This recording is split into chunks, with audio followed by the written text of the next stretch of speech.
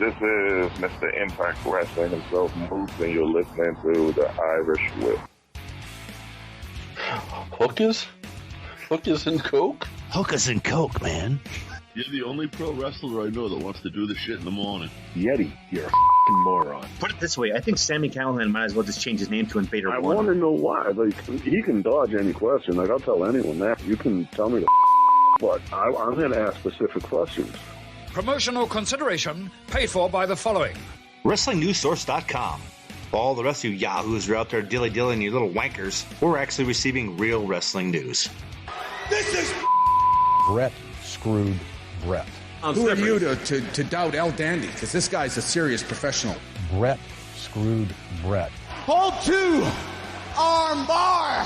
Hey, get a nice shot of the brand new Mr. and Mrs. Hunter Hearst Helmsley. I hate you. I hate you. I hate your hat. I hate your t-shirts. I hate your wristbands. I hate your shoes. I hate your music.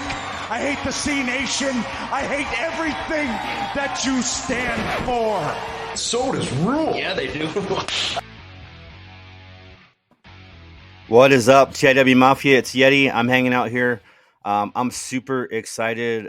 Kristen is back in the green room. She's listening to me talk all about her here real quick. We thought it fitting and we thought it was amazing because all her work and what she does specifically for women, it being International Women's Day, we were fortunate, lucky to get her and to have her here. She is, of course, a PWI staff contributor and co-owner of BelltoBelles. We read her work. We listen to the podcast. We are fans. So without further ado, Kristen, how are you tonight? I'm good. How are you? Thanks for having me. Oh, absolutely. Like I said, we wanted to do it for a very long time. We took a break. Like we've been doing this for 20 years, so we needed to take a step back. We needed to kind of focus on us and families and things because we've been grinding for so long. Yeah, and we're happy to have you. Yeah, thanks. And thanks for the kind words. Oh yeah, absolutely. Yeah. So tell us a little bit about BelltoBelles, of course. You can be as lengthy as possible. Like I want to know how, why, when, where, and the struggles with it. Like that's kind of what that's the question I want to ask. Just introduce yourself and talk to me about BelltoBelles. Sure. First off, I apologize right away. My eyes are so dry. I didn't sleep very well last night. So if you see me doing this, I'm sorry. So BelltoBelles came by. I used to be the editor-in-chief for Diva Dirt, and that was from 2018 to about mid-2019, so not incredibly long. And without diving into all the drama, it just basically wasn't what I wanted to cover. It covers all women's wrestling, but it wasn't approaching it how I wanted to approach it, which was advocacy. So I left Diva Dirt, and I really didn't plan on starting my own site. I was trying to get my footing with jobs and living alone, and I thought I just don't have time. And Lauren, who is another co-owner, she kept pushing me. We should start on site. And I'm like, Lauren, no, like I'm not, no. And then finally I'm like, okay, fine. The name BelltoBelles came from my fiance, who is the third co-owner, Warren Hayes. And we just built, and I was very lucky that at the beginning I had a huge support system. There were a lot of people behind me, both media members and fans. And so I'm incredibly lucky for that. We started off with like news, right? So like any other site. And then a lot of people had to drop off for various reasons. And we decided that we're never going to stand out as a news place. It's just never going to happen. There's so many sites that are already well established. It's fruitless. And so we recouped. We decided that we wanted to really focus on the advocacy part of it. Rather than, pushing out content and just being content mills, we really wanted to focus on the things that we really wanted to focus on. And so, struggles, I think we can all admit that, like you said, it's a daily battle. In 2020, even I considered quitting altogether. Sometimes you just feel like, who's listening? Is anyone listening? Is this worth it? Am I not paying attention to things in my own life because of it? is like imposter syndrome. Am I good? Is a waste of time. And I think we all really feel that, we take breaks. So, I decided to stay for other reasons, PWI and stuff. So I decided to stay, but then even I wasn't consistently posting. We did a lot of events, which was really fun, but it still was, personal life was really shaky. So there was still stuff going on in my personal life with school, multiple jobs. And so we took a break last July, and then we came back just now. So, it's just about being honest with yourself about what you can accomplish and what you can't. And like I said, I'm just really grateful that there's such a great community for women's wrestling and that I have so much backing, for sure. Absolutely. And I guess we cheated, right? I usually cheat with individuals that are on our side of the wall. I don't cheat with talent. Like, I always make sure that, the questions I ask, I want to make sure that you're okay with them, because it's important. Right.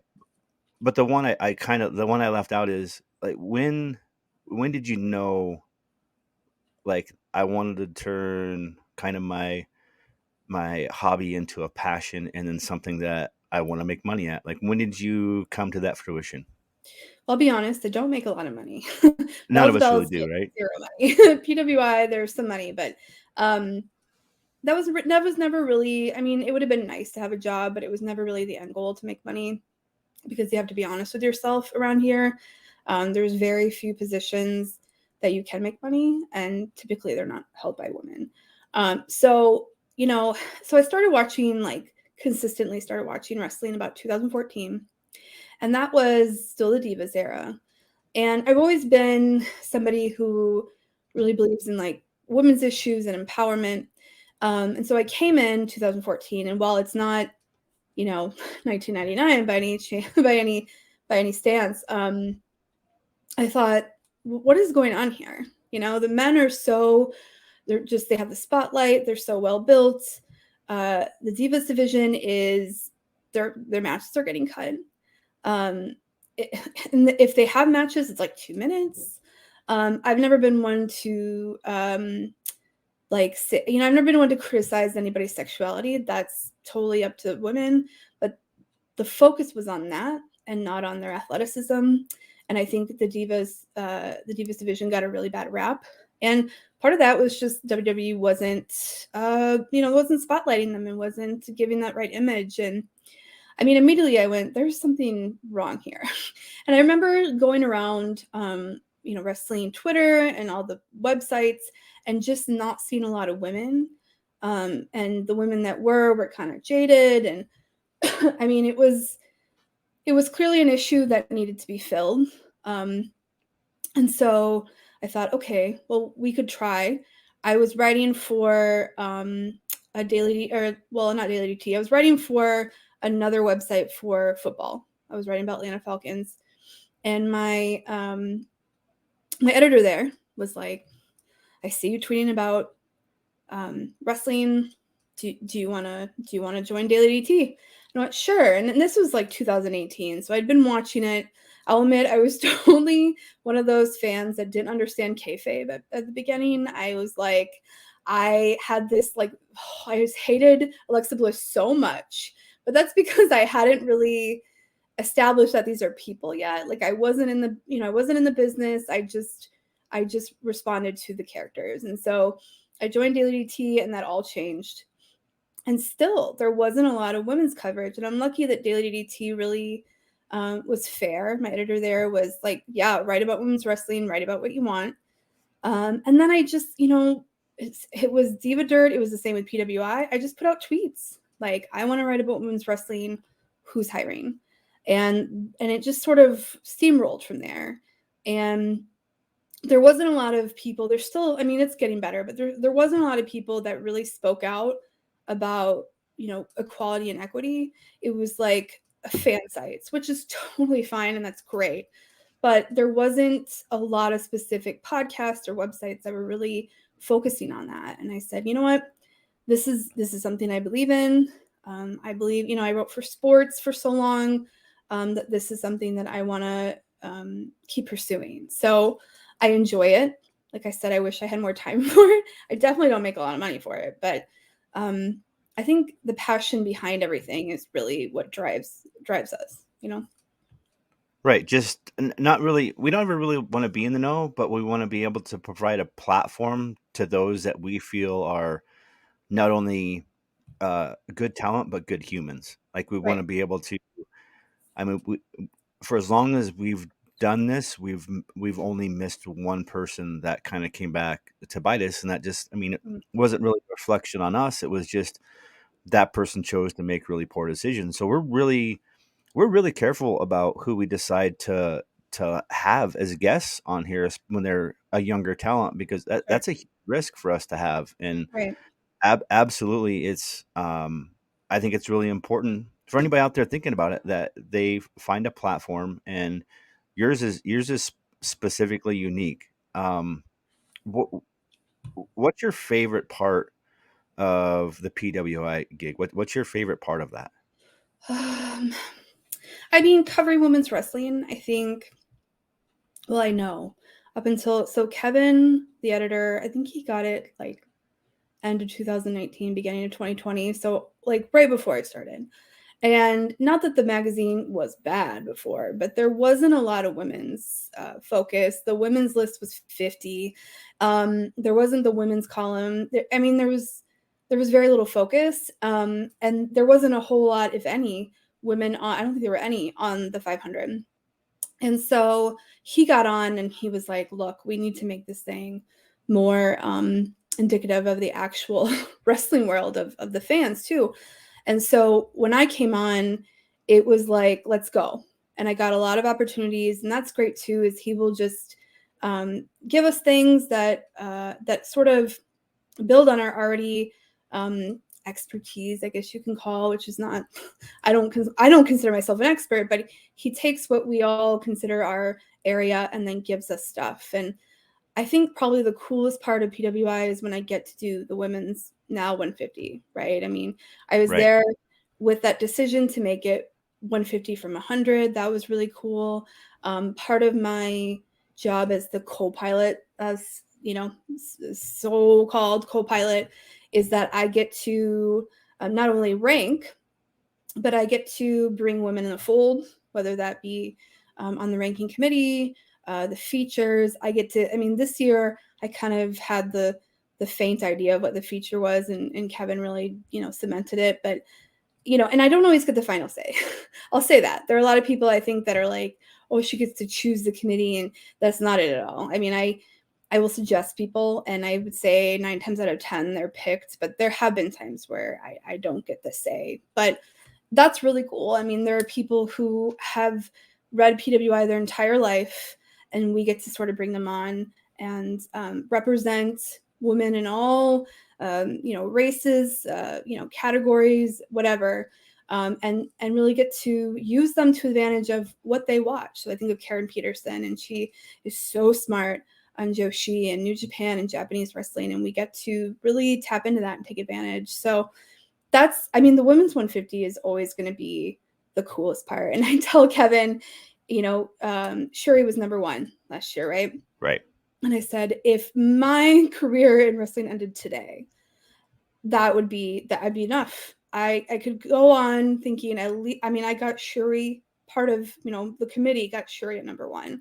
And it was the first Joshi talent in a Joshi company at that time, for Stardom talent at number 1. So if that's all I contribute to women's wrestling, that's good enough for me. So really, I mean, the funnest part of it is the women's 150. I do contribute to the 500, but less so. I go to the meetings, and I'm really just there to represent the women. And I have argued for women on there. Same thing with tag team, but I'm really, it's the 150 for me. Yeah. Awesome. Backstory for me, and the fact that you referenced the Japanese wrestling, is that I spent 7 months over there while I was in the Marine Corps, and I was already a pro wrestling fan.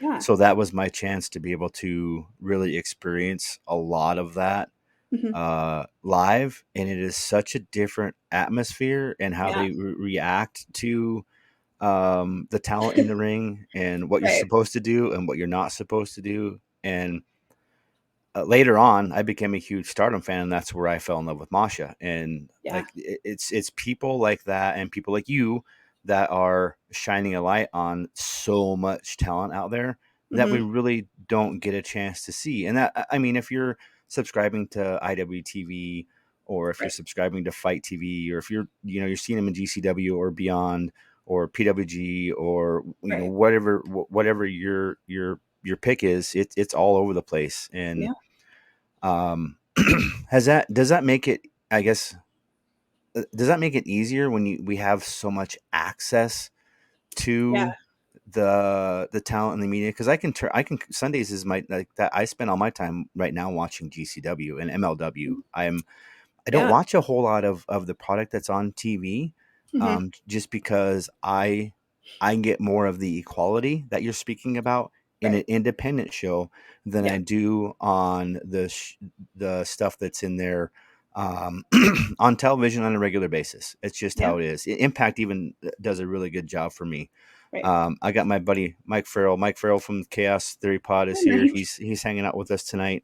So I want to thank you for doing that. Like, the PWI 150 is huge for me, and I'm gonna be 100% honest and real. I don't subscribe because I get my box with my teas and all that stuff. But every year, that is the PWI 500 and the women's 150 they're the issues that I really look forward to, because one, I want to read that and see if I'm in alignment in a lot of ways. Sometimes I'm not, and sometimes I am. And I talk about this a lot, and that's just because my lens is, for context, my lens is Lufisto. That's my context and my lens, because she's really the only. I mean, when I was so deep in CZW and ROH and all of this stuff, she was I watched her the first time, and I couldn't comprehend what I was seeing, because it was one of those instances where this is the first time I'm seeing it. Like when they had the best of the best tournament and Tessa won that, and they tried to basically say that Tessa was the first best of the best when it was actually Lufisto, is one of those things. Like, rewriting history is what I have an issue with. That's huge for me. So the fact that you're doing what you're doing, and you're making history, you guys are making history, and that's huge for fans like me that have just, Lufisto is huge for me. She's influenced. That is the exact lens that I watch when I'm looking at people that I want to be entertained by. I'm not there critiquing matches. I'm not there talking about how they miss spots and this and that. Like, I don't care. Like, I want to buy into the character, and I want to be able to watch it like you started watching it, where you don't want to understand kayfabe. I want to get lost in the story. I want to understand it. So with that, like, the follow up to the best, what's your least favorite part of PWI? Which isn't really PWI's fault, but like kind of you touched on, like, you have a different view, and what your list might be doesn't align with our list. And I mean, I will say this nicely, right? Like, of course, like, there are no, we're like 7 to 8 people. Where this is not, we're gonna do a tally of every single person's vote, because that would take forever, and it's really not necessary. So I think, though, I mean, and it's not everybody, I want to be clear, but there are some mean people out there. I mean, there are mean people, especially with the lists. I know with the 500, Mox wasn't very high, and people were so mean. So I'm sober, and so is Mox. And somebody had tweeted at Kevin, the editor, of, you're punishing Mox for going to rehab, which, like, I think people get this recency bias, right? They think, okay, well, but no, it's like ended months ago. Like, this is not, like, it didn't end yesterday, because there's no way we would make this list yesterday. I mean, there's like publishing rules, right? So they said that to him, and then not knowing that, Kevin's got his own family issues, right? And I see it, and I tweet out, Like, that's ridiculous. I'm sober. We would never do that. And somebody had basically compared my alcoholism to his spot on the list, and not a very nice way. And I'm like, God, like, people really take the list very seriously, and I totally get it. But it's important to remember that 99% of the wrestlers don't take it that seriously. They really don't. A lot of them, I mean, there are ones who sit at 500 and they're so excited that they're at 500. And for me, the list is about, especially the 500. I haven't heard of a lot of these people. I haven't heard of them. So I'm like, oh, cool. I see all their contributions. Now let me go find their matches. So there is some, they're not a lot that's extreme, but I do get a lot of complaints around list season that are just not nice. So I think that's the worst part, because I mean, the writing and the actual, the PWI stuff is really great, but there is a lot of pushback, whether it be the awards or the lists or whatever. And I mean, like I said, there's 7-8 people. We do our best. We have I haven't, but there have been people who have been forgotten, and we're humans. And it's not personal. It's just, we have criteria that we have to follow. So definitely those livid fans are not my favorite part. Mike, I know you got a question, man. I can see it in your face.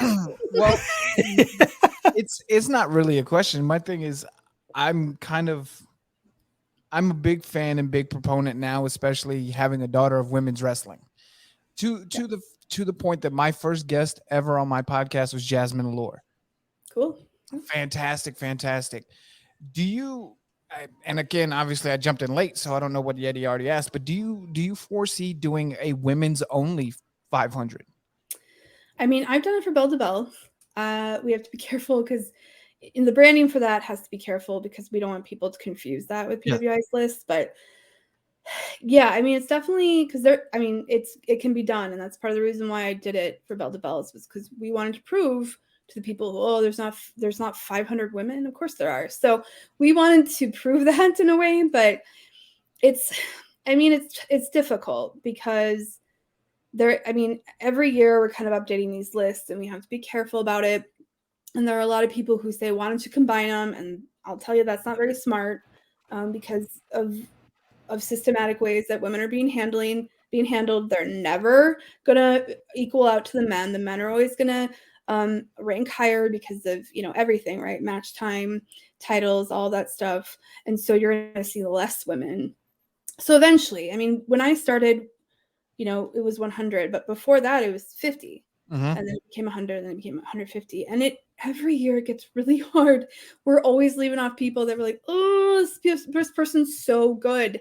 Especially with the indies, we find that we're always leaving people off. Or, especially at the end of the list, we're like, oh my God, who do we keep? Who do we not? And like I said, there is a good month or so before it goes to print that we then keep track. So typically you don't see a lot of movement, but at the end of the list, you might, move someone off or add somebody or whatnot. And it gets harder and harder. And so eventually it probably will move up. I can't really speak on behalf of PWI for that, but I mean, it just gets so hard. And that's why we went to 150. Yeah. What I think would be really cool is I'm a huge fan of WOW magazine from the early 90s. You just aged the shit out of yourself. I know, man, right? Huge. WOW magazine. People like even right now are like, what the hell is a magazine? Well, I know what a magazine is. I mean, dude, I'm 36. Let's not get it wrong.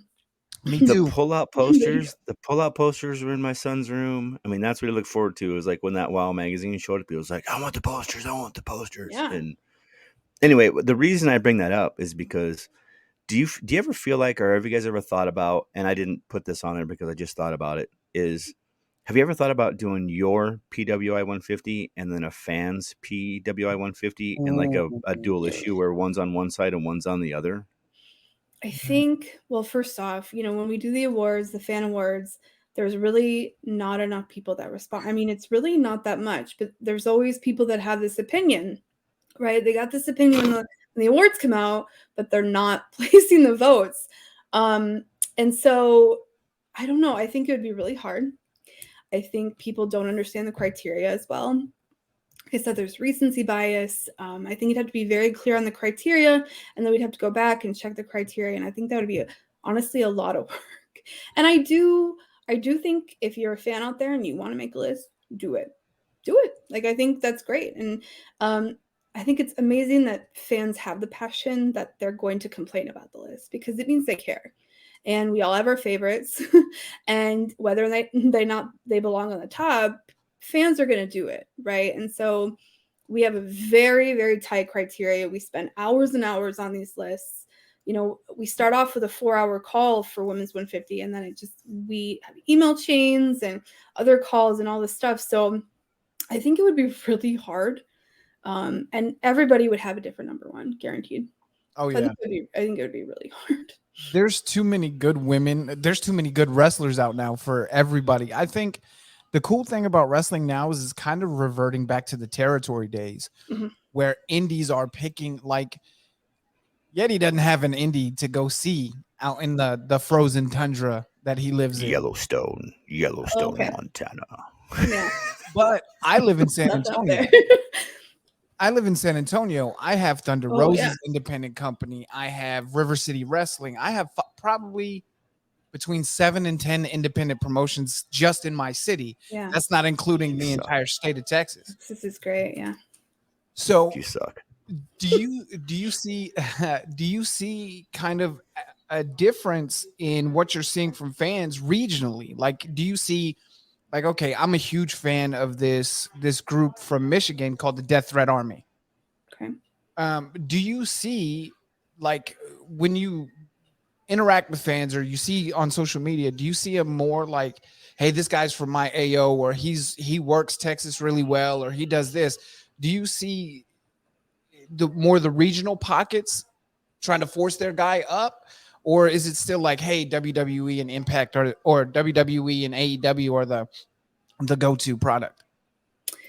I mean, I think there's so many indies now that I don't think the top promotions are necessarily like the top product. Like, NWA was one of the top products for so long, and now it's like, so I think when you're talking like women's wrestling, the indies have so much more. Now, with women's wrestling, it's not as easy to stay in territories as it is men's, right? Because there's not enough women. So, I wrote a column on West Coast Pro Wrestling, and when you look at that, not many just stick around West Coast. You have to move around. I live pretty close to Chicago. I live in Wisconsin, and it's got its own scene, right? And I think every territory or pocket has very unique styles, very unique trainers, and I think wrestlers kind of stick to whatever they want. But I even see, like, especially women's wrestling promotions, they're bringing in people from all over because that's the draw, really. And it can be troublesome, right? If you're getting the big people, like maybe for Impact, because they allow their people to go to indies, then there's a lot of indie women that are not being used. So I think for men, I'm thinking of like the Southeast, the West Coast, Texas, Chicago. They're building Midwest. They're building these guys up because there's just so many guys. Like, there's just so many, or even internationally, right? There's so many, but the women have to travel around.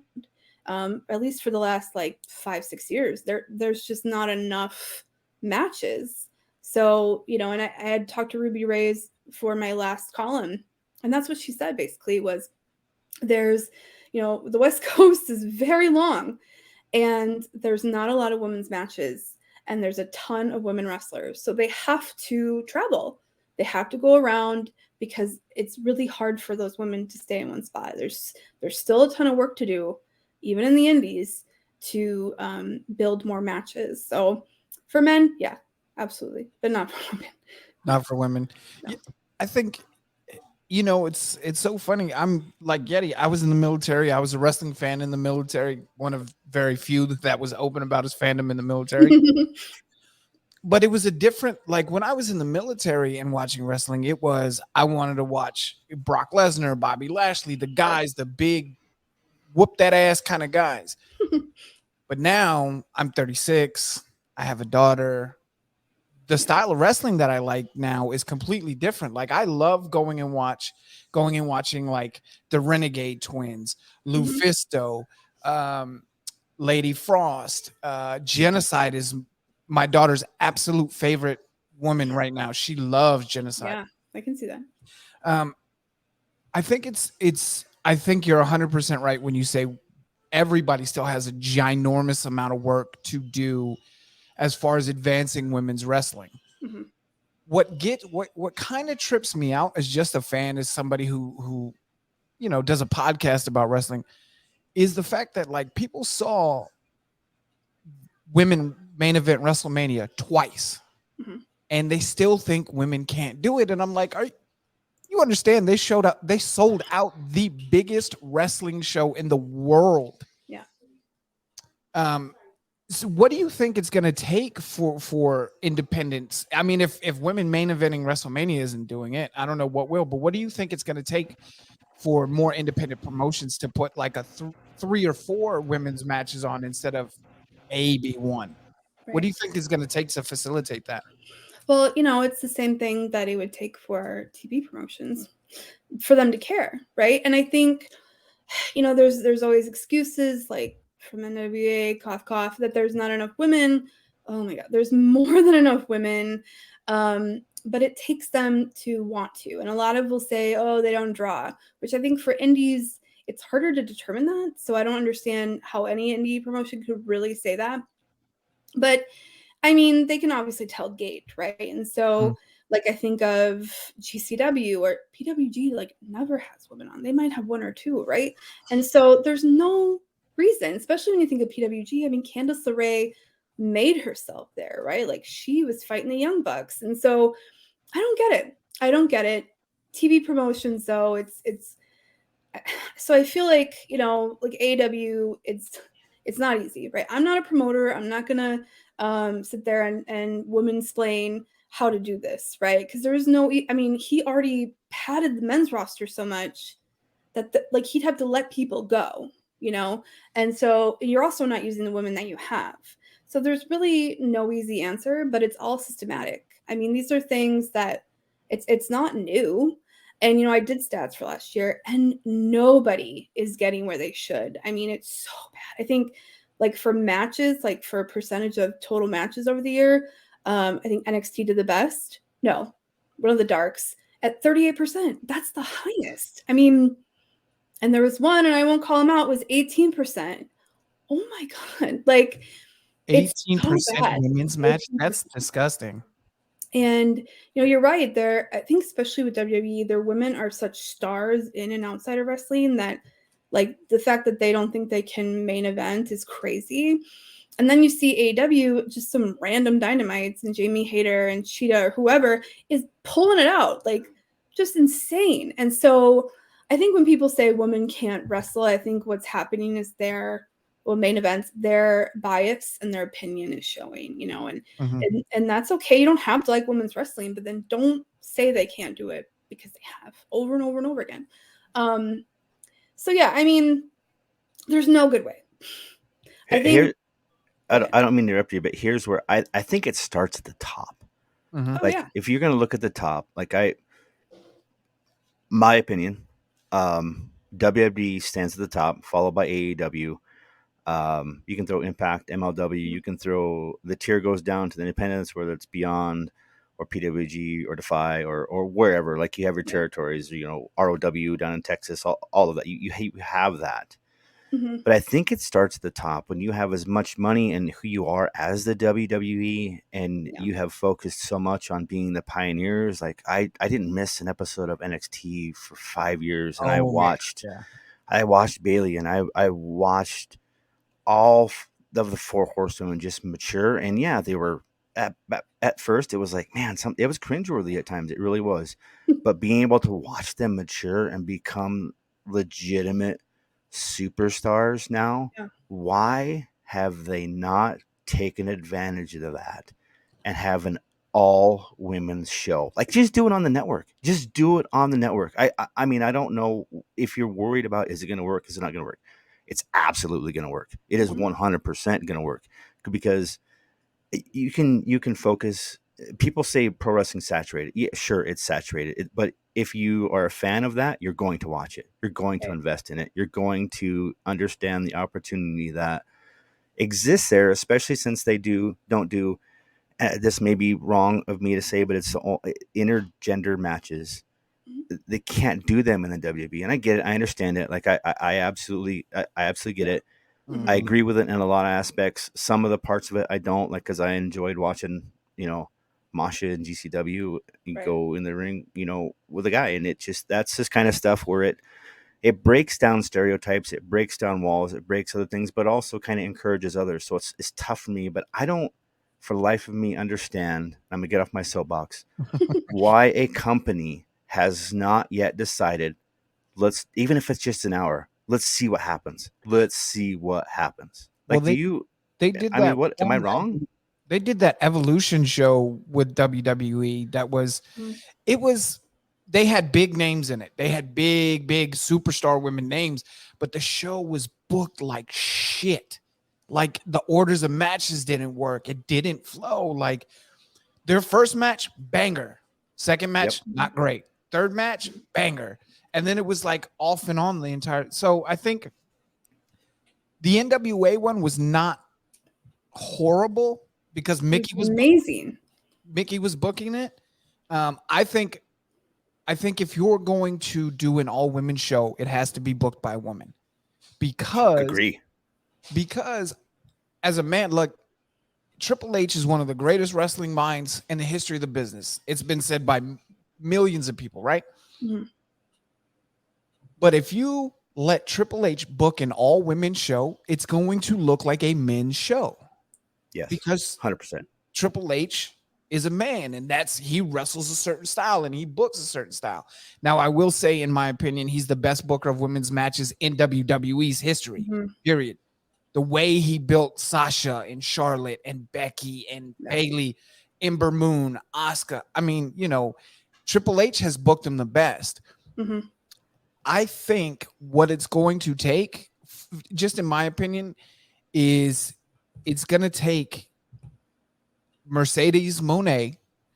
People in the States are going to see how ginormous she's going to get in Japan. Dude.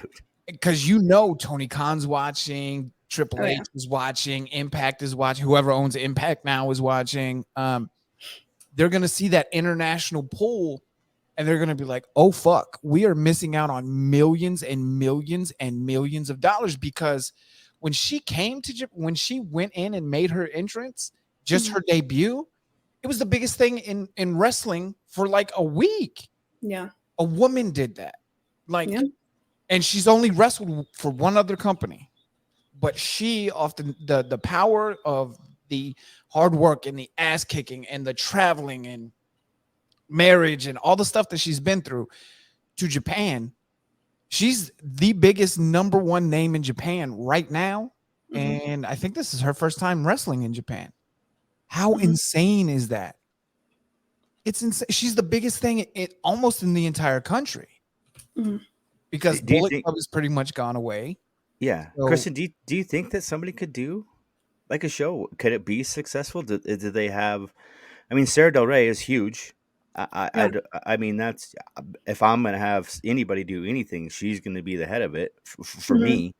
But do you, in your inner sanctum and circle of this, like, is this ever a conversation at all about why somebody hasn't stepped up and started doing this, specifically the brand at the top? All the time, every day. And the reason they don't do Evolution 2 is, from what I heard at least, is that it didn't bring in any money, which I think is insane. And I think you're right. I think when they did it in 2018, they don't have the roster they do now. So that was right before all these NXT women came up, right? So, maybe it could be better now. I think there's a lot of women that are on the main roster now that were pulled. Like, you think of Nikki Cross, she's pulled from the UK. You think of all these women who had illustrious careers way before WWE. Oh yeah. Kaylee Ray she's amazing. Piper Niven. These are all women who had long careers with. So it could probably be better now, right? But that would depend on who's booking in. AEW, they would just have to do it. They would just have to do it. Right now, they don't have enough women. But you know what? They did Forbidden Door. True. Like, I don't understand if they really can't get a partnership with Stardom, but they could easily get one with TJPW. In fact, I know that they have gotten women from them, right? So what? So, I mean, I know they could, but they would have to do it. And I will tell you, and I'm not going to tell you who told me, but there's somebody within the company who flat out said the ratings are shit, and we're for the women, and the ratings are terrible. And yeah, I mean, you put them at a certain hour, and you don't teach your fans to appreciate women's wrestling, they're not going to, right? So that's their fault. NWA Empower was incredible. It did better than the next day, which was their anniversary show. It did better. And I was there for both as media. And the first night for Empower was so hot. The crowd was so hot. There wasn't a bad match on that card. It was all booked to perfection. You know, like, for instance, my favorite match from that was Camille versus Layla Hirsch. And you're like, okay, this is going to be an easy win for Camille, right? She's like a foot taller than Layla. And no, it was such an incredible match. And there were so many incredible people on that. And you're like, this can happen. Mm-hmm. But they're not interested. I mean, Billy Corgan has made it very clear that he's not interested in this. He doesn't think any women are NWA worthy when there was a whole card of women. So yeah, I think they could do it. And I think of, like, I know you say like women would be best, and I believe it to a point, but you think of like Dan Reed, right? With Pro Wrestling Eve, right? Eve over there in the UK. He runs an all women's promotion. He does it all the time, but he knows wrestling. He's been in wrestling forever, and he knows women, and he knows women's wrestling, and like, that's his thing. So yeah, I mean, it can be done by men. I'm not saying that only women should ever do anything with women's wrestling. I think that's totally against my point of equality, right? I think that's totally against it. A lot of people, oh, you hate men. No, I just want there to be more even, Yeah. But yeah, if they put the money in and they want to teach their fans, put their money where their mouth is, it can be done, and it has been done. Yeah. Stardom does it every single day. It can be done, but they have to want to do it. And sometimes, yes, your gates may not be as big, or your ratings, but you have to teach your fans. Yep. You have to do that jump of faith and go, well, whether or not we get those ratings, we're going to do it. And, pay-per-views don't rely on NBC Universal. They don't rely on TBS and TNT. So do a pay-per-view then. If TV companies are breathing down your neck about ratings, okay, well then do it on pay-per-view. Yeah. Do a women's Forbidden Door. Like, why was there only one women's match on Forbidden Door, and it was 2 AEW women? What is going on? So it can be done. And I know across the board, there are so many fans that just fantasy book this thing because they want it. So I think it's an excuse to say, oh, it's never going to pull. It has, and it will. They just I don't understand that. I'm going to date myself again, Mike. I'm really going to date myself. I would like to see that pay-per-view. And then when you buy the pay-per-view, you give them your address, you get them whatever, like when the WWE used to give those chintzy little toys off, right? Whatever it was, like the chintzy little stuff, you send in your receipt or whatever, and they send you the stuff back. Or whatever. Yeah. Yeah. I mean, there's so many openings for avenues in marketing that they haven't even touched because they don't want to take the time to invest in it and do it. Like, I think that it would be way more successful than some of the stuff that they're half-assing right now if they just went full ass and figured it out. And little things like that. Yeah, unique T-shirts, like a box, like PWTs does a box, and you buy the pay-per-view, and we send you whatever. Like, there's just so much there. Mm-hmm. But I feel like you are 100% correct when you stated, and correct me if I restate this wrong, is that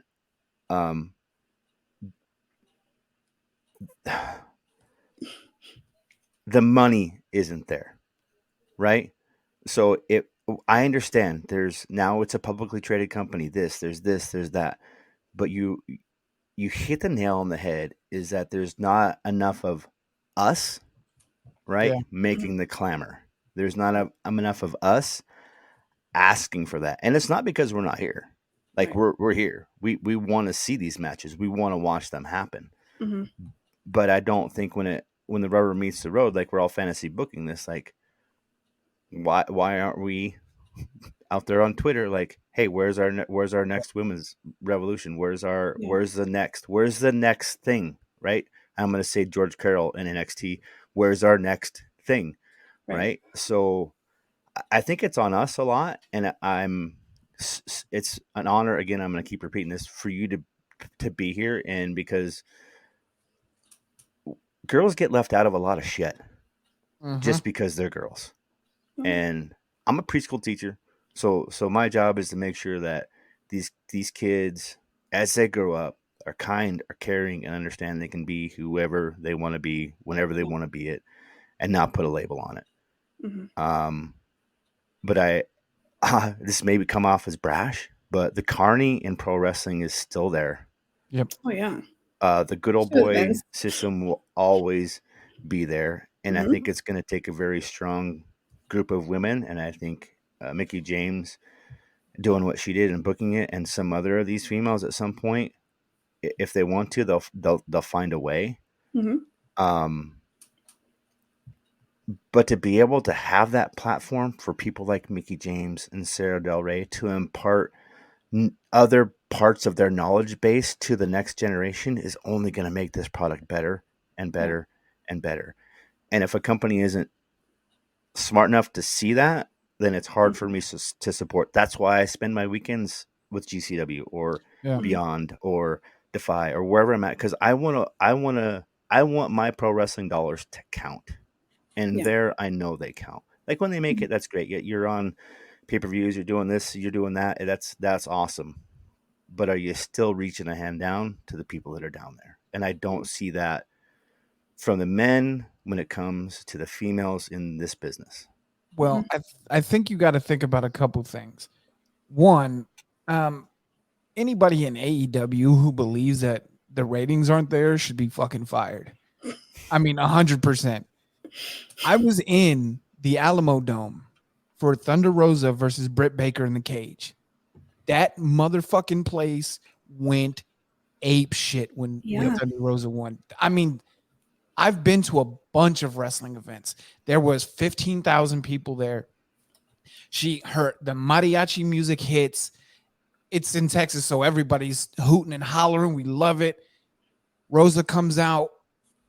The match is fantastic. She wins in her adopted hometown, and we lose our shit. I mean, for 15 minutes, Thunder Rosa was getting cheers and applause. And I mean, standing ovations, women crying, little girls crying.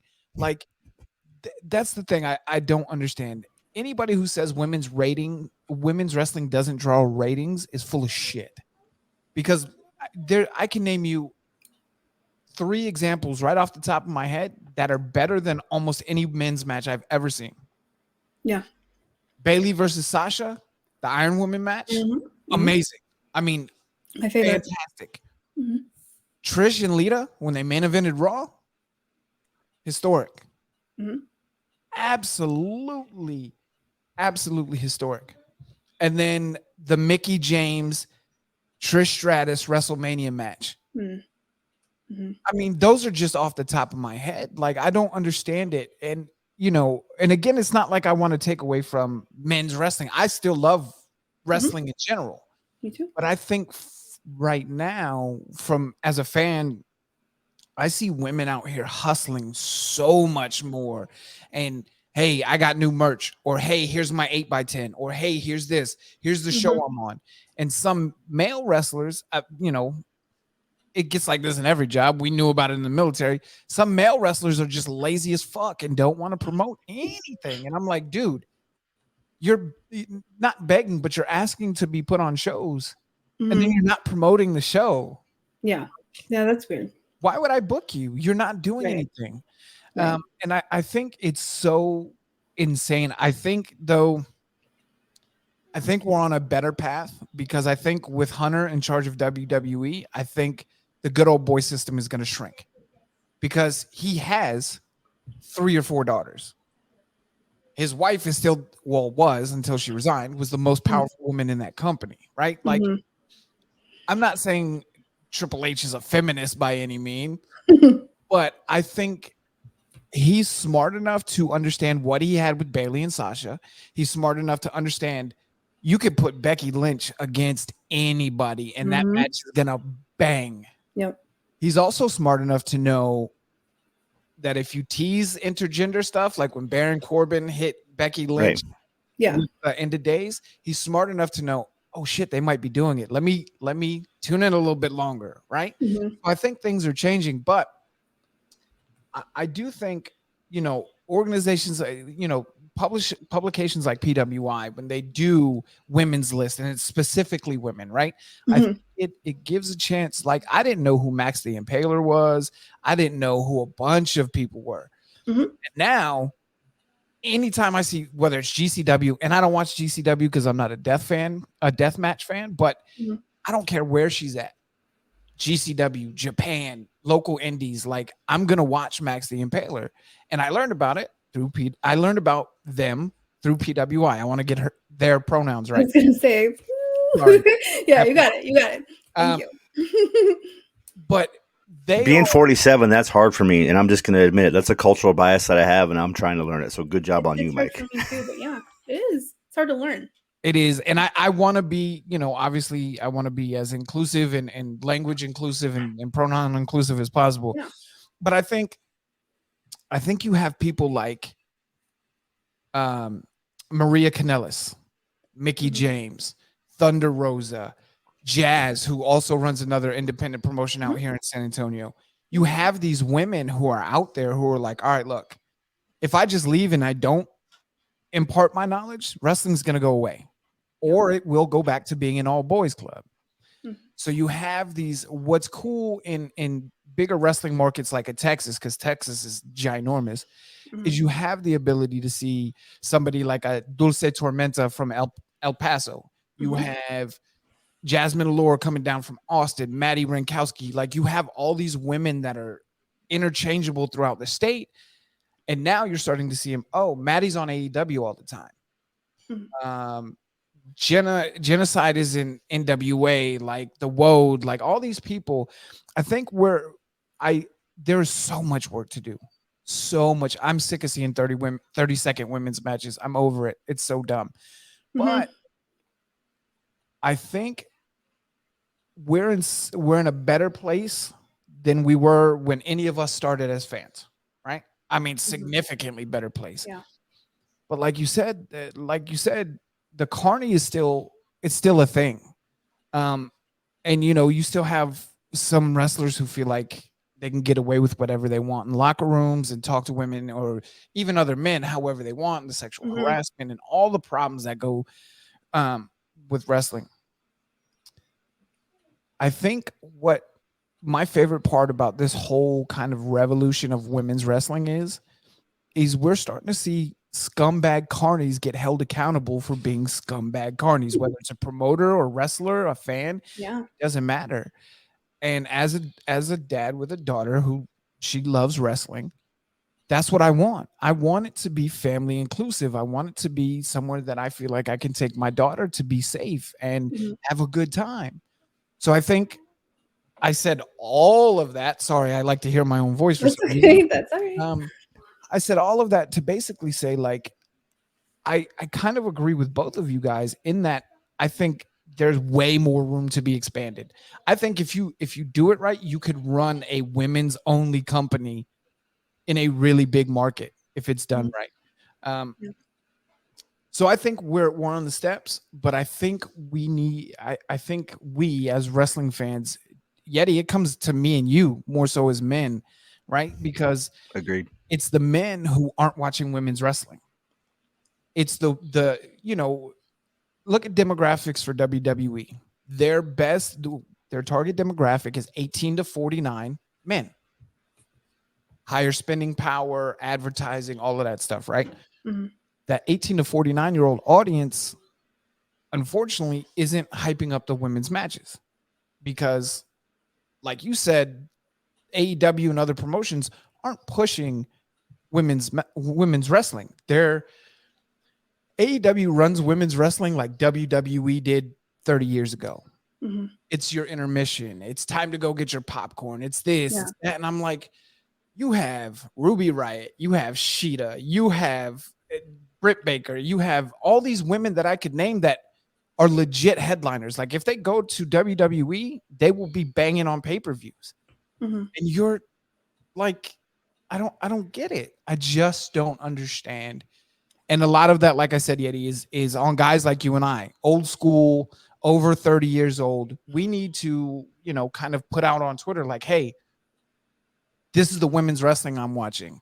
Here's a clip. Here, highlight this. Check this out. Like, you remember? I did it.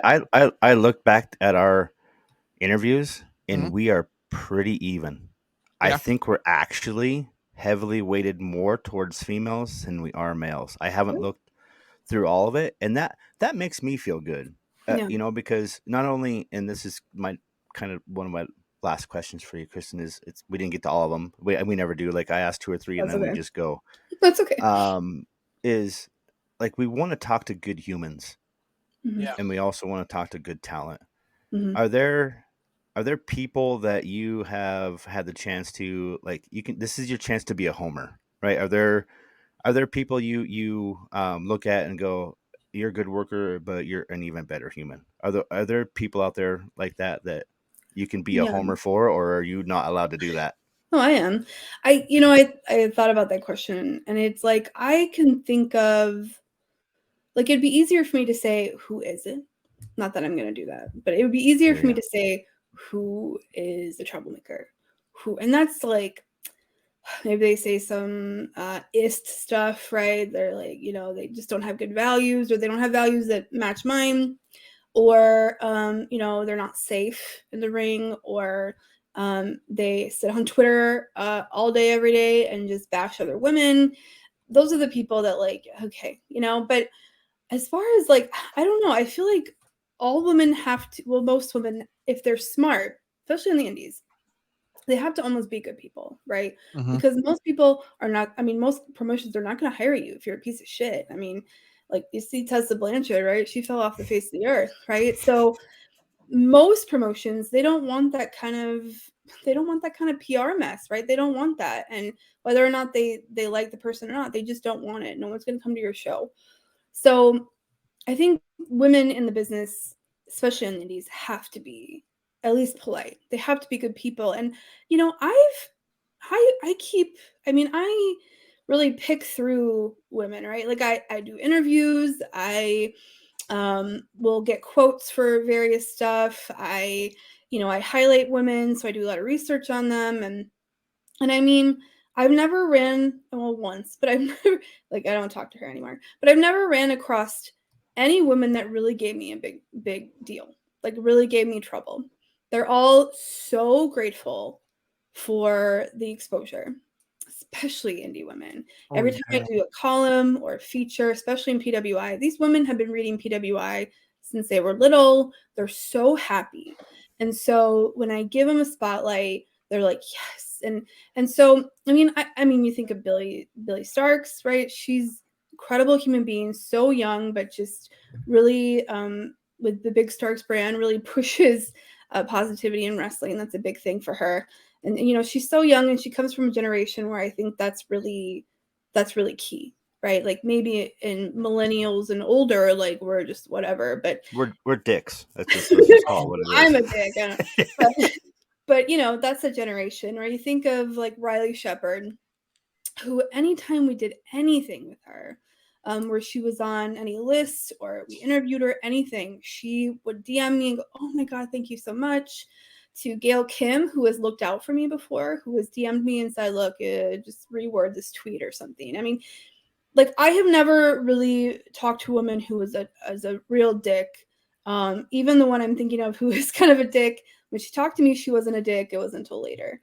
But it's even like, so I interviewed Becky Lynch, and you think, okay, Becky Lynch is the top of the top. She's got 15 minutes. not that she doesn't care, but she's really busy. When I did an interview, she had 15 exact minutes, and then they were going to do the rehearsal. So she could have been like mean and like, let's go. Like, I don't have time. And she was so polite. They had to reschedule the time like 3 times. And she immediately came on and she said, I'm so sorry that we had to reschedule. Like, I have never met a woman who's not humble, because they have to be. I mean, they have to be, because no one's going to hire a bitch. And there are so few spots that the least thing you want to do is make bad connections with promoters, with media, with anybody, because you're not going to get the coverage and you're not going to get the jobs. So maybe jerks I can count on one hand, but everyone else, they're just so kind. And there are some women, like I'll say Masha, who is all business. So, we had an interview with her and we had like 10 questions and she just ran through them in like 30 seconds. And we're like, what? So some of them are all business, but not a jerk. And every woman that I reached out to for an interview has, let's do it. So again, but that's because they need the exposure. They need it. They need it, especially in the indies. They need it for sales, for merch, for bookings. They need that stuff. And PWI, forget it. They're always so happy to be in PWI. I mean, that's, again, PWI reaches an audience that isn't on Twitter.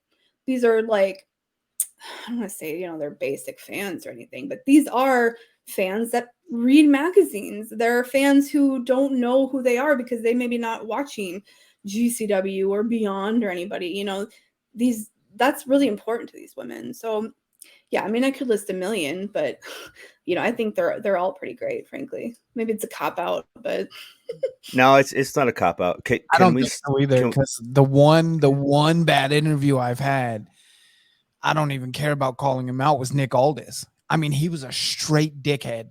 Really? Straight dickhead to me.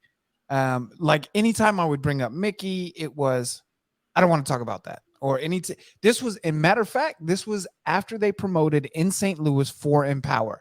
I asked specifically about how does it feel to be working with your wife and have her booking, her first real big national show, and he didn't want to talk about it. And then, okay, let me bring up some old school British wrestling that I know. Didn't want to talk about it. I've never interviewed a female wrestler or referee, or I've had photographers on, whatever. I've never interviewed any female involved with the business and had anything less than an amazing experience. Same. It's always been men who have been complete dickheads. Like, oh, I don't need the podcast. I don't need this. Like, come on, dude. I know you're Nick Aldis and you used to be in TNA, but now you're in NWA, not WWE. Calm down. You're just a guy. Like, calm down.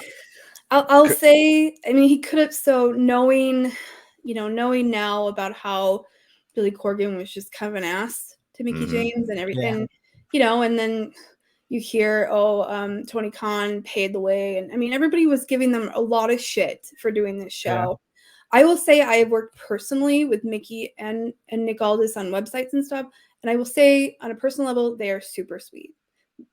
And I know, Nick could have just been a jerk that day or whatever. I'm not saying that he wasn't. He literally came back. He had just come back from promoting in St. Louis, and they were driving back to wherever it is that they live from St. Louis. Yeah. So the interview went on. It was fine. It was not a great episode. And I don't hate Nick Aldis or anything like that. I didn't take it personally. It just was like, I got fucking big timed right now. Like, this is how it felt like I got big timed. I was like, and I don't even know that Nick Aldis does that many interviews, to be honest. So no, I was super lucky when I reached out to him. He wanted me to promote his vitamin company or something like that, and I did it. He was like, yeah, I'll give you an hour, no problem, no charge, no nothing. So I'm very grateful for the interview. I just think he might have been exhausted and everything else going on. And now I didn't know about Billy Corgan being a complete piece of shit to Mickie James. Dude. But that doesn't surprise me because Billy Corgan was a complete piece of shit in TNA. So I guess I can kind of give him a mulligan on that. But like I was saying, I've never had a woman come on and it doesn't matter. Thunder Rosa. Like, I've had a chance to sit down and talk and interview Thunder Rosa, which I never put out because she asked me not to. I've also had the chance to interview Jasmine Allure, the Renegade Twins, like some of these women who are on the come up now. Mm-hmm. And like you said, every single time I get done with an interview, thank you so much. And I only have like 850 followers, right, on Twitter and stuff. But they're like, dude, you don't know what this exposure means to me. Yeah. They're so grateful, so humble. And, you know, I think a lot of it too is, like you said, it's out of necessity. Mm-hmm. Men, if this is what gets me about watching pro wrestling, indie pro wrestling shows, men will go in there cocky as shit, chest all out, and just, he's got a swag about him, or he's untouchable, or that's part of his character. If a woman goes in there and her chest is all out and she's like, I'm the shit and I know I'm the shit, oh, she's a bitch. We don't want to work with her. Like, hold on, wait. Just that's because they have different genitals, it's different somehow? Like, how did this work?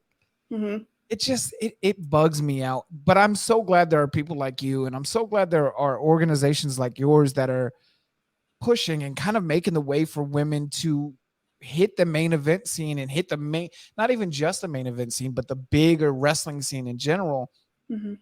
and get more eyes out there, because it shows little girls like my 8-year-old, like my daughter. Every time we come back from a Mission Pro show, Dad, I want to be a wrestler so bad. Mm. Dad, I want to be a wrestler. Dad, I want to be Thunder Rosa. Dad, so cute. And it's so, organizations like yours and Mission Pro and, you know, all the other organizations that are pro women wrestling, like, I'm rooting so hard for the success of them, and I support as much as I can, because it lets my daughter dream. Yeah. Like, I love the women wrestling. I think it's dope. I think women's wrestling is on fire right now. Tag team, singles, it doesn't matter. But as a father, the more important thing to me is I've seen my daughter drawing her ring gear. Like, that's so cute. It's so dope. And that's what organizations like yours do and Mission Pro do. So for me, it's super dope. And I wish you nothing but continued and utmost success, man. It's been. Thank you. I appreciate it. Can I steal you for 5 more minutes? Because I have to ask this question. Yeah. Do you so there's your committee, of course, through PWI, and you're talking about the 150. Mm-hmm.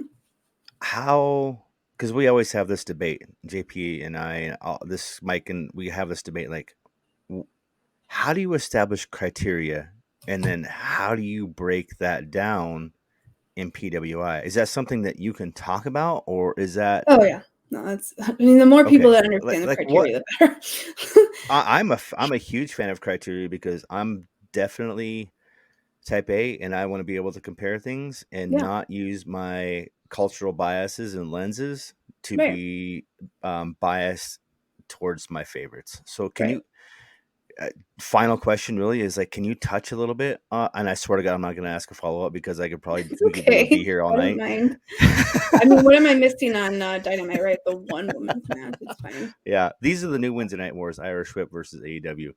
Like, can you talk a little bit about the criteria and just what it is? Yeah. So the criteria itself was started when the 500 was started. So at the 90s, like, it was a long time ago. So it hasn't changed much. I think maybe the title, like the way the title is described for at least the 500 has been changed a little bit, but it hasn't really changed. I will say, and I don't know if this has been revealed, but it doesn't matter. Next year, we're going to, the 500 should be a singles competition list. And we've sort of, we put like FTR and the Young Bucks, and it's like they have one singles match. Why are they on this list? Not that they don't deserve it, but like, it doesn't make sense when they're not doing a lot of singles, of that. Yeah. So the tag team list is developed. It will probably increase, I think. And then that's for tag teams. So, the criteria has been around for a while. We're sort of kind of being more specific in it so that it's really, like you said, separate. And so, I mean, the criteria, I think, breaks down into subjective and objective, right? And we start with objective. That's really important. So we start with, title reigns, number of titles, the length, like how busy they've been, right? So activities. So like, Stardom's got like 90 matches versus somebody who might have 10. And the only reason that really matters is that it's easier to determine how good someone is if they have more matches, right?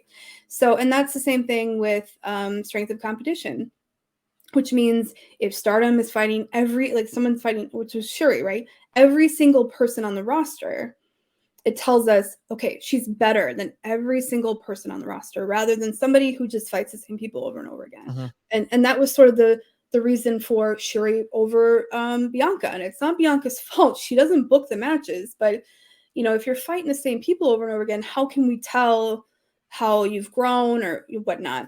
So those are important. And, I'm trying to think of the other ones. So that, right? And then you think of subjective stuff. So push. And that is also a little objective. I mean, you can tell who's being pushed. It's like titles, right? Those are the people, or they're in the title, scene. So, like Liv Morgan. And so those people who are being pushed and we can kind of tell, but in the end it is subjective a little bit, right? Or influence. So you think like Bianca, she has influence outside of WWE. She's a Black woman. She means a lot to Black fans. She did Fenty work. She did all this other work. Her influence is not just wrestling. And we sort of thought that with Shuri too. Like, she means a lot to a demographic, of Asian fans or Japanese fans, right? So there's certain, like Shuri essentially brought a lot of Joshi to the US because people were like, she's so good. And then they would start watching Stardom. So that's part of it. At the end of the day, and I'll tell you in a 4-hour You just described me to a T. Right. So we start with and then we start with top promotions, right? Because they get TV time. They're going to be known, right? The casual fans are going to know who Bianca Belair is. So we start with the top with TV, and then, but not everybody gets used. Like you think of AEW, there was a few women who didn't get used because they weren't on TV. So, you go down the list. It's easier to start at the top because you're looking at the big titles and you're going, okay, who's had the titles and how long have they had it and how many title reigns? And then you move down from there. Stardom's usually we think of at the top two because their competition's better, right? And then you get down to the bottom of the list, which is so much harder because it might be one match, it might be, whatever. It might be one day on a title reign, and we don't consider intergender. It's just women's competition. So there's people like Masha who might be number 3, but she fights so many men. Same thing with Trish Adora. She's so high on the 500, but because she does so much, which is like kind of shitty in a way because that's what they can get. Yeah. Like that's what they can get. But they go on the 500, right? So we really try to start with objective and then go to subjective. And I'll tell you in a 4-hour call, we usually get through the 150 and then we'll go back and go through it. And of the 4 hours, 1 hour was just Shuri and Bianca. And then we still had email chains later about it. I mean, it came down to Shuri had a better record. She had better win-loss record. She competed in more matches. Bianca had not competed against different people enough.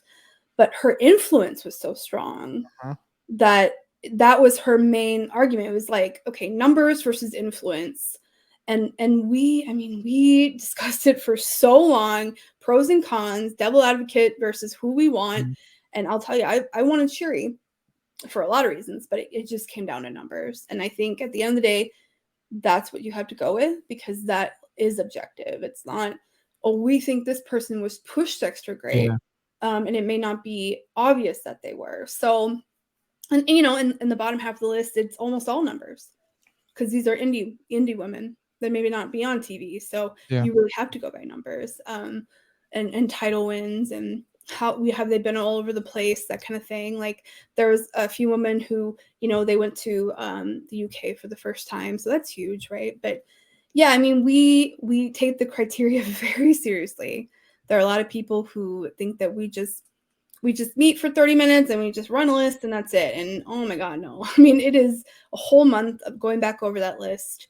of really watching. I mean, that's when I really, really watch everything of women's wrestling because, you know, like I said, there might be somebody who hops on the list. There might be someone who loses their title and they're off the list, or especially at the bottom, you know, they might win a tournament or whatever. And so you have to consider that. And so, I mean, the criteria is there for a reason. It's always been there. We don't make it up. It's there for the 500. It's there for the tag teams. It does not change except for the division. You know, are you fighting in a women's division or are you, you know, and we did kind of make it like, so for instance, Max the Impaler, right? It's a them. Yep. Not technically a she. But they fight in women's divisions. They fight in women's promotions for women's titles. So that we sort of switched up so that there wasn't any confusion about that. But I mean, the criteria is, I think it's great. I think it makes our job a little bit harder, but then ideally people wouldn't complain. But I promise you there's not a lot of people that look at that criteria. Well, I really think like if you're not creating controversy, like Papa E says, is then you're not creating cash. Say, what did Bischoff say? I think it's crazy too, is the fact that like it's so hard to be objective about a sport that's based on make pretend. Essentially, it's a kayfabe list. I mean, that's what we say, that it's a kayfabe list because absolutely it's not the fault of these wrestlers. It's not like the wrestlers go out and they just up most of the times, right? They don't just fuck up a match or they don't just drop a title. These are things that are chosen by promoters. And if they don't go by that, they're going to be blackballed out of the industry. Right. It's kayfabe. We consider it a snapshot in time. Yeah. You know, who's being pushed right now? Who's doing really well right now? Not who's the best wrestler in the world. Because if 7 people are doing that, it's going to be like the same list every year. I mean, it doesn't change. Like Mercedes Martinez doesn't go from like a legend to suddenly shitty one year. Like it doesn't work that way. So if we did the best wrestler, that would also be incredibly subjective. Oh my God. So it has to be kayfabe. I mean, it has to be that way. You would have to take 6 months to determine the best wrestler. Like, how would you even determine that? There's so many, like, I think if you were to do something like that, God, that would be an undertaking. But if you were to do something like that, you'd have to do it by company.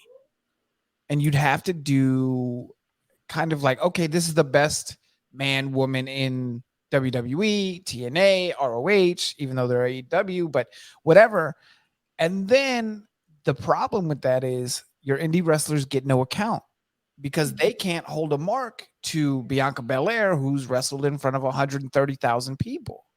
Like, and I think for me, that 130,000 people that she wrestled in front of, or whatever it was, kind of outranks a bunch of stuff.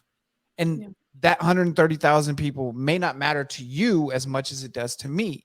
So the subjectiveness of this list, this is why I love the PWI lists. Me too. Because I'm like, I know the neckbeards that are sitting in their mother's basement right now with highlighters, just like, they got this shit fucking wrong. They got this shit fucking wrong.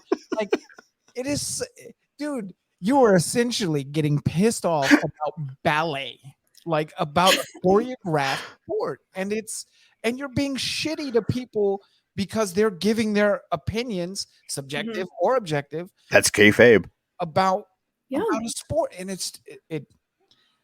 I'm all about, we write blurbs. And I hate people like that. Like, I smoke way too much weed to be angry at anybody. So when other people are shitty to other people, it blows my fucking mind. Like, I can't, wrestling. There are people who are pretty respectable, and there are people who I even am friends with who ask, and there are people who ask every year, why isn't there a mixed list? And I explain patiently, and I'm like, look, I'll answer all your questions as long as you were respectful to me. And I appreciate the fans. Like, there are people who are like, oh, why isn't this person like 3 places above? And I appreciate the fandom. Like, this is what keeps me in the job. This is what keeps us in a job. Like, we need the fandoms to survive. And so do the wrestlers, which is way more important. We need the wrestlers to survive, or we don't have wrestling at all. So fandoms super important. But yeah, I mean, it's always a struggle. I don't get a lot of hate on the 500 because I mean, yes, I'm there for the whole meeting, but I don't pick a lot of men. I did have some say with AC Mac at number 25, which was like nice. Yeah, I was super proud of that. Or like, they'll start going through the list and I'm like, wait a minute, where's Jay White? And so there's always that, but I'm there for the women. That's really what I'm there for. And so I don't get a lot of hate for that. For the women's list, absolutely. But it is a kayfabe list, and we do the best we can, but we are a committee. I mean, we can't, and I'll tell you too, like, if there's somebody like in the old committee, like last year, but the year before, who couldn't make it, or is an expert in Mexican or luchadora stuff, we, Kevin will say, okay, does this look okay? Does this look all right? Like, are these people in the right places? Because we don't know everything. There are some luchadores that I pay attention as much as I can. Oh, but you guys are on that pedestal. Those that you guys are guys are the know all, be all, end all. The problem is there's so much wrestling out there that there's no specific, like, if you don't know who Isaiah Broner is because you don't watch Michigan wrestling, you don't get the Michigan independent scene. I know him because he's wrestled in Texas for Pele Pro. So I know him because of that. But there's so much fucking wrestling. Like, I mean, New Japan by itself, and then Stardom, and then how many other promotions just in Japan? Plus Britain, plus Germany, plus Mexico, plus the States. India's about to get big India's turning into a big wrestling territory. Like, there's so much international shit. Europe. You can't. Yeah, there Europe. Is, yeah. You can't sit down as a committee and say, I saw this one guy in Bangladesh one time. Like, no, it doesn't work like that. Like, I understand you got fans, but calm your tits. It's not that serious. Well, everyone's an expert. Yeah, everyone's. I lied. Last question. I have to ask this question. That's good. Green's always lying. I told her I told her, like, with talent, like, we don't. And I'm not feeding questions, right? But I wanted to make sure I fed her some questions. Absolutely, yeah. I've only asked 3. Like, this is Tangent Issues Weekly is pretty much what we should rename the thing. I mean, just between you and me, they should just call the podcast ADD. They might. Right. Well, and I'm ADHD, and she's ADHD too. So that, I mean, that we all have our battles. So I've got to ask you before last question, because I lied. I'm sorry. And like I'm honest, I'm bad because ADHD is my thing. So it's like, I never want to go over an hour because I know people are busy and this and that, but I don't get this opportunity very often to ask the questions that, and you to take your time, but I've got to know, and this is I'm letting you be a homer now this time. Okay. Do you have your Mount Rushmore of females? Do you have one? God. I thought so much about this. It's 4, right? Yes. Right? 4? Yes, 4. I don't know. I live in the States, but I have no idea. Yeah, I thought so much about it. And it was like, because, I'm a fan of the past. Like, even though I started not too long ago, obviously, if people think I'm an expert, I should probably watch historical wrestling, right? So, it's like, there's people in the past, there's people now. And okay, this is the best thing I can come up with, but I'm not, like, if I leave you out, ladies, please don't get mad at me. Something in Bull Nakano, just legendary, right? China, who broke all sorts of barriers for women. I mean, she really was the first, like, at least on TV, intergender woman, right? Io Shirai, which I thought brought a lot of, she was a pillar of Stardom. She's one of the first 3 people. There's Kairi, Io, and then Mayu Iwatani, right? So those, like, the pillar, and then she also brought a lot of that to the States, and is just an incredible person. And I will say Candice LeRae. And I'm saying Candice LeRae, and people are gonna be like, "Oh, she's not being." Yes, no, absolutely. When they brought her back, they're doing nothing important with her right now, which makes me angry. Because if you watch 2012 PWG, you go back there and watch it. Oh my god! And we will not talk about her partner, who will not be named. But he threatened to sue me.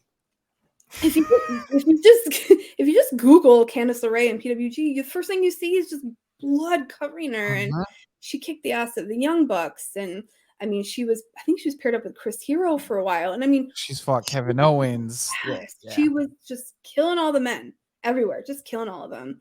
And I think, yes, she's newer, but I think she set a standard, frankly, on the West Coast, but also in Indies. She set a standard.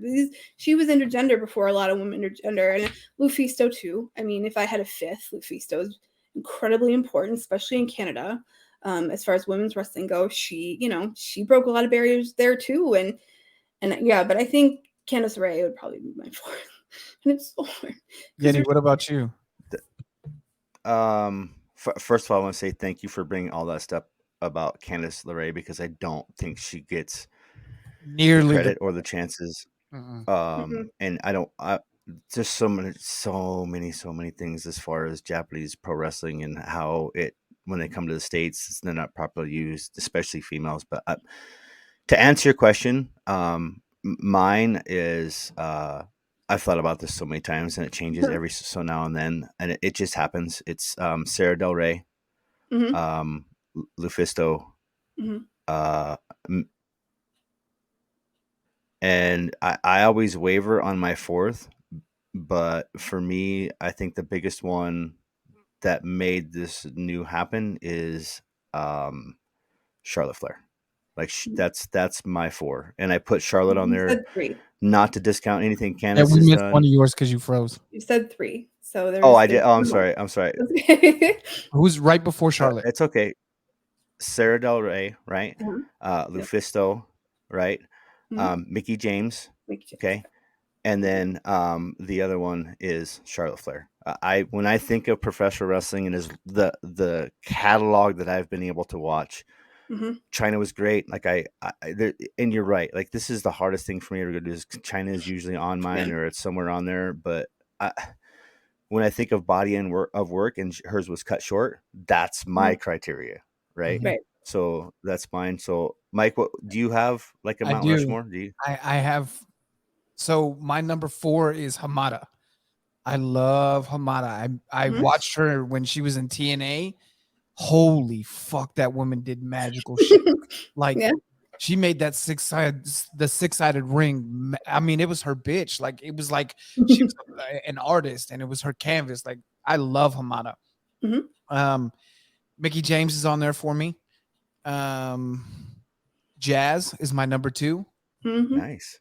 And Thunder for me, just because this is more personal in the way she treated my daughter, but Thunder Rosa is my number 1.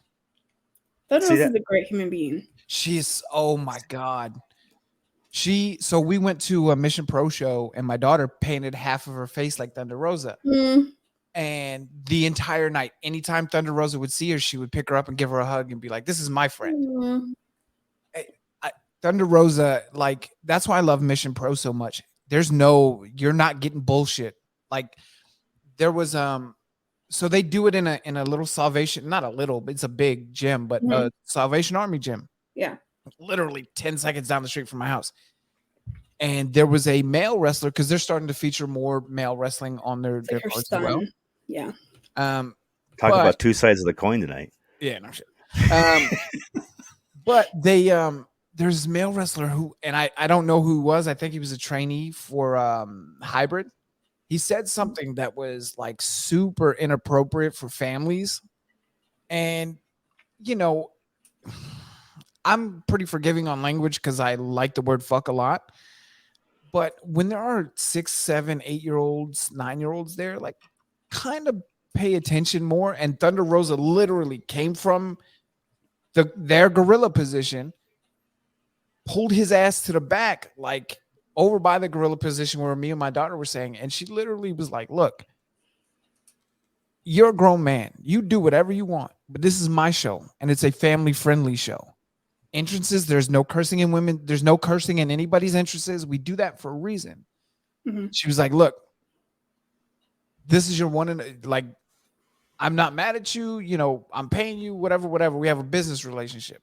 But understand that conduct is not okay at my show. And if it happens again, you will not be booked on my show. Well, she used to work with troubled youth before wrestling. Yeah, she was a counselor, right? Yeah, and she's had a lot of kids die. So I think like family and children are really, and I not to pull big time, but I have her phone number and I've often called her and I've often texted her, and she's she just appreciates fans, honestly. She's such a great. So I'm just going to clarify when I asked the question, like worker and human being. I think I got the answer. Yeah.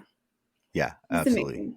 Yeah. So an hour and a half. I really, Kristen, thank you so much for taking the time. I don't want to take more of your evening, but I want you to stick around. But really, for International Women's Day, this was a true honor for me. It's an honor for Wrestling News Source, and it's an honor for the Irish Whip as a whole. And this to not only, and Mike, not only to celebrate women's wrestling in general, but just the fact that we as dads, fans, and dudes that have daughters, thank you for doing what you do. Absolutely. Thank you for being so passionate about it. Absolutely. And thank you for sharing all that with us, because it makes a difference whether we think so or not. Yeah. Well, I mean, I'm really low on myself. So anytime someone says nice things about me, I'm like, but I appreciate it, because I really, those are the things you think of when you're producing content. You're like, nobody's listening. So that's very nice. I think people over exaggerate how great I am, but it's very nice. And I had a really good time, hour and a half, whatever. I had a really good time, and I'm glad I could be on, especially today. Good. Mm-hmm. Absolutely. Yeah. So for Kristen, Mike, JP's not here. TW Mafia, thanks for listening. Make sure you follow at BelltoBelles, Pro Wrestling Illustrated, PW Insider. Like, it's your source. They're professionals. They're the experts. They know what they're doing. So we'll see you next week. Thanks for listening. As always, like and subscribe, and we will talk at you soon.